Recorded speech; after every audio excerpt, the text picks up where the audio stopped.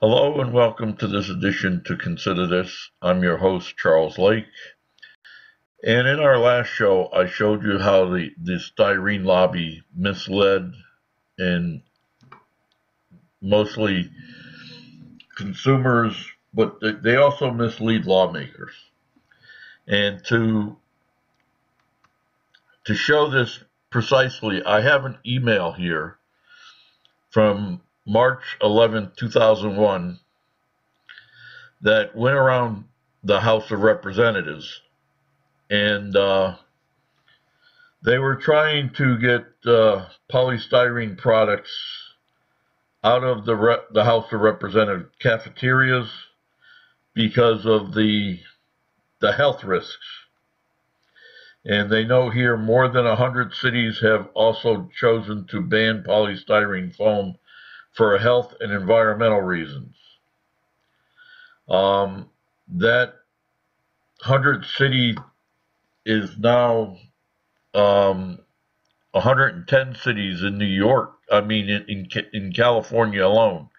No, New York is really slow with this here. There's I think there's 6 different areas that have banned polystyrene food containers. New York City banned them, but it was overturned. We talked about this in one of our shows that it was overturned because polystyrene foam and hard plastic are now recyclable. So that's how it got overturned. It wasn't because of the health conditions.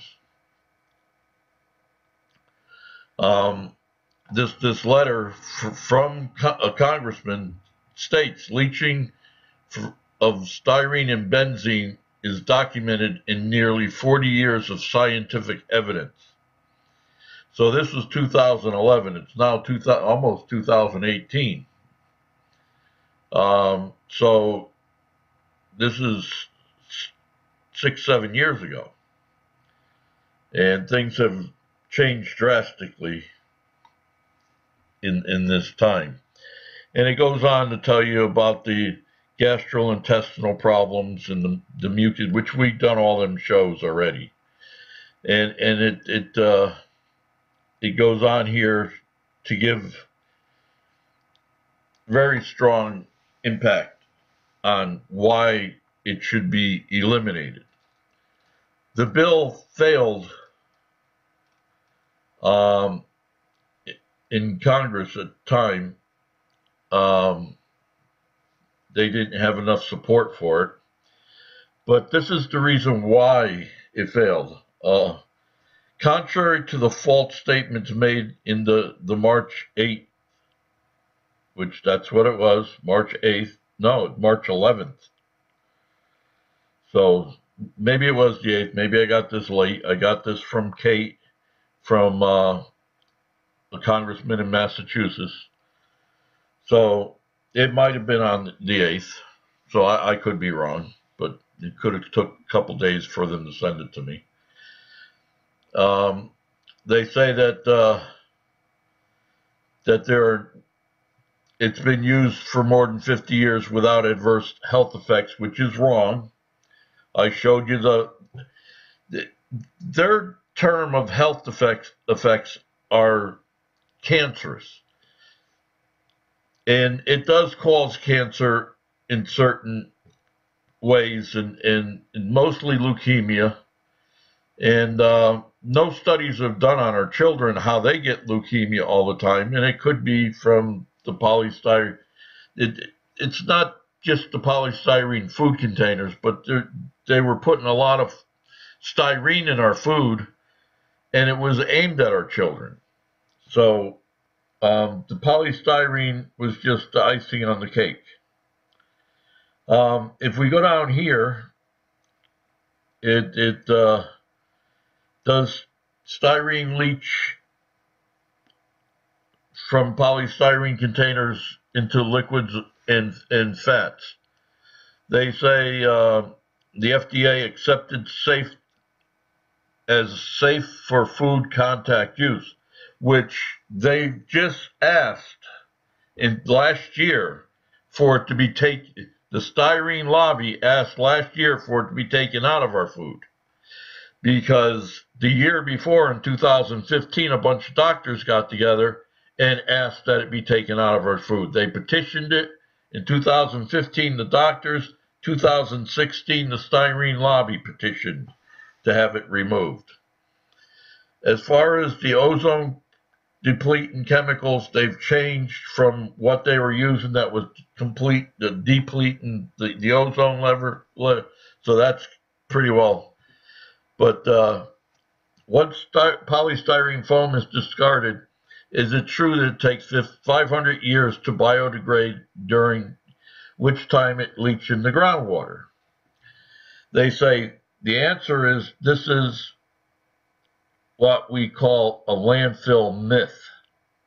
And it goes on to, you don't have oxygen or sunlight and things to degrade things.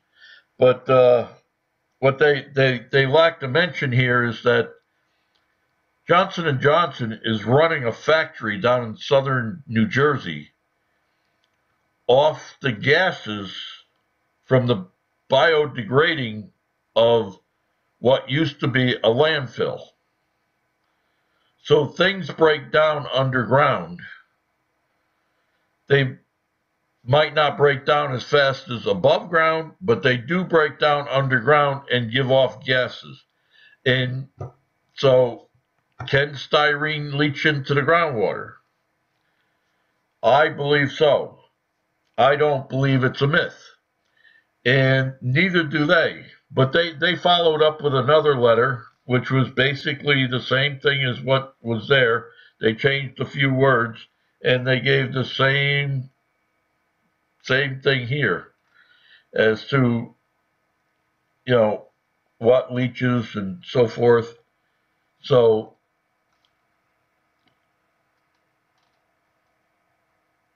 why is the styrene lobby going after California? And they've been doing it since, I've got documentation going back to 2008. California wants to put it on, the California Environmental Protection Agency wants to put styrene on their list of chemicals that cause cancer in the groundwater.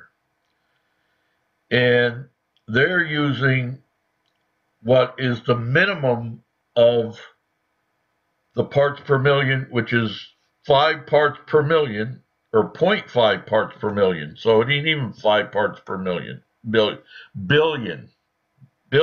B with a B.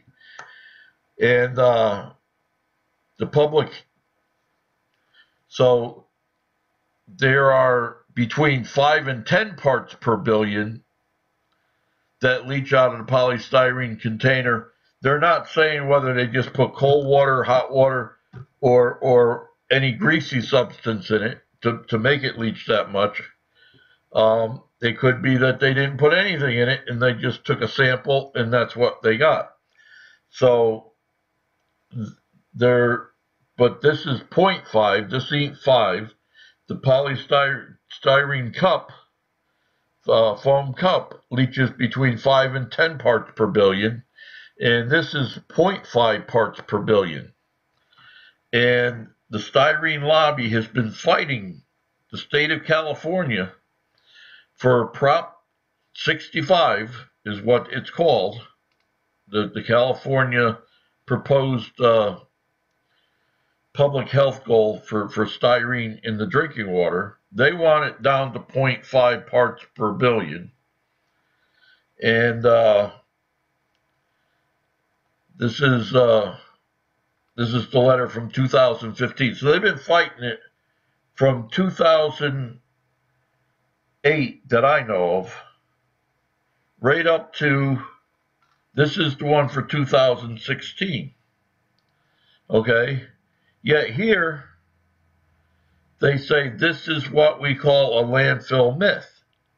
Well, if it's such a myth, why are they going after the state of California since 2008? And now they're going after the state of Oregon. This is October 2nd, 2017, because Oregon wants to do the same thing. So if it's a myth that styrene is getting into our water from our landfills, because it's not natural underground except for in oil. And if you watched our show last time, you can see most of the styrene is made from ethylbenzene, which is how the benzene gets into which we'll go into that on a different show for benzene. So were the congressmen here right? I believe so.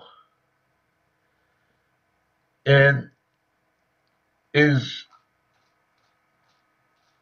the styrene lobby lying to Congress? I believe so. Because of what they say here. Congress had it right. They looked at the scientific data. They looked at other than the cancerous. Now it's been upgraded, so it's closer, but it does cause leukemia and other health concerns, because the ethylbenzene that it's made out of also causes cancer.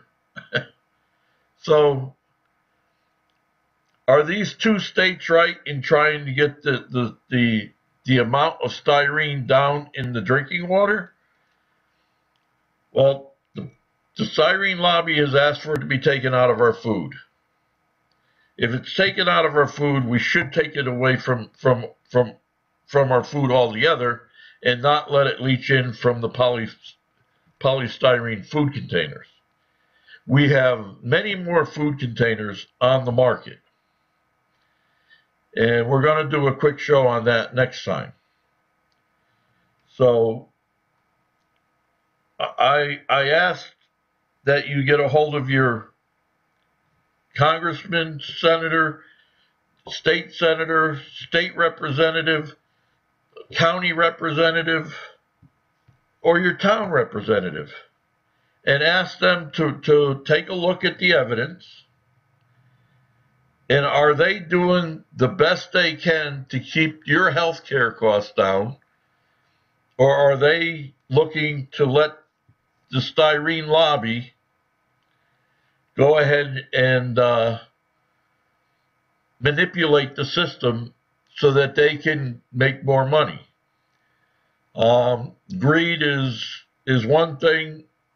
The life and the quality of life that this chemical takes away from a person, I know firsthand. So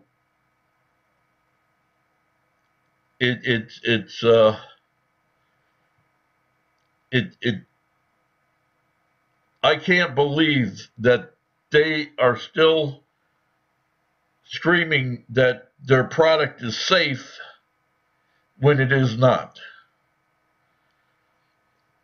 It's my opinion that it's not safe, but it's also documented in scientific research.